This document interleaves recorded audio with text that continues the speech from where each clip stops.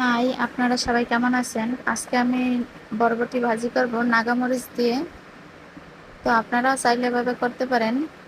আমি বরবটিগুলো নিয়ে নিলাম, এভাবে করে কেটে নিলাম। এখানে নিয়ে নিলাম নাগামরিচ একটা, পেঁয়াজ কুচি, রসুন কুচি।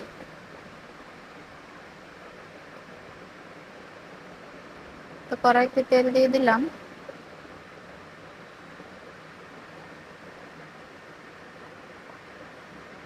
তো এগুলোকে আমি দিয়ে দিলাম, একটু সময় ভেজে নেব।